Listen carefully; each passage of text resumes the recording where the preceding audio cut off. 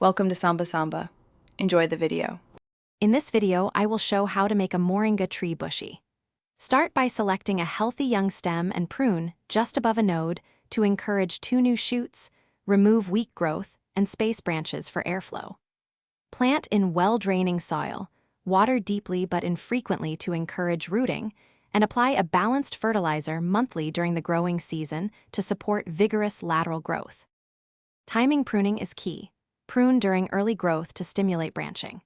Use clean, sharp shears and make angled cuts just above outward-facing nodes to direct new shoots outward, thin crowded stems to improve light penetration, and remove any dead or diseased wood immediately. For young trees, perform light pruning every 6 to 8 weeks during active growth, and avoid heavy pruning during drought or extreme heat. Follow up with water and mulch. Root management helps bushes form. Repot or thin roots if container-bound.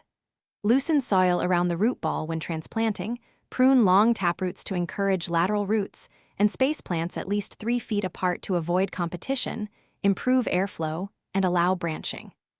Apply a slow-release balanced fertilizer at planting and again mid-season, and monitor for pests that weaken new shoots. Regular observation and gentle shaping.